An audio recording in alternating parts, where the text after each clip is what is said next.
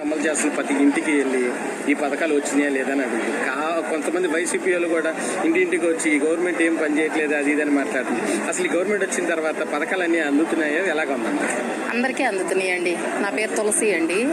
అందరికీ ప్రభుత్వ పథకాలు. వాళ్ళు ఏదో అంటే అతను బటన్ నొక్కుతున్నాను అని చెప్పి ఎక్కువ ఆర్భాటం చేశాడు.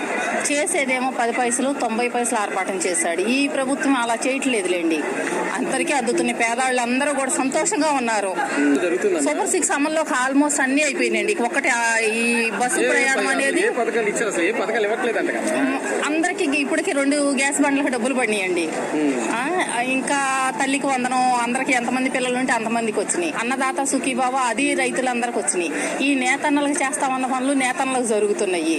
ఇంకా జరగలేదని వాళ్ళు ప్రచారం చేయటం ఏంటంటే 10 సంవత్సరాలు మేమే ఉంటామని చెప్తాం. తప్పండి అదంతా.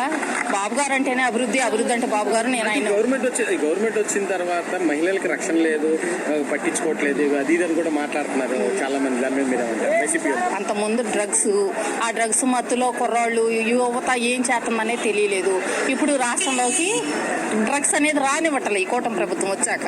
అంత ముందు ఎక్కడ పట్టుబడినా కూడా ఎక్కడి నుంచి వచ్చిందంటే ఒరిస్సా ఏపీ నుంచే వస్తుంది అనేది నానుడి. ఇప్పుడు అనేది డ్రగ్స్ తేవటానికి పండించడానికి డ్రోన్ల ద్వారాగా ఎక్కడ డ్రగ్స్ ఉన్నా కూడా పట్టుకుంటున్నారు.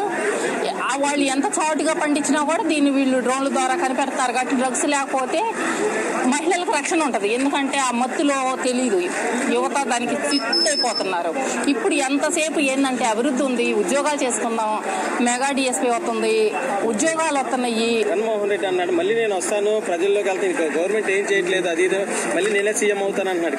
ఆయనకు పరిపాలన చేత కాదండి.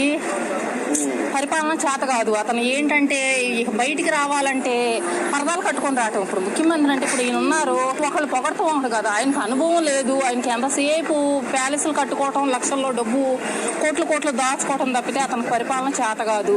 అలా బాబాయ్ హత్య చేపించి దాని ద్వారాగా అప్పుడు సానుభూతి పొందాడు. ఇప్పటికీ ఎవరన్నా 5 సంవత్సరాలు ఆయన సీఎంగా ఉంటే దాని గురించి తేల్చుకొని ఉంటారా?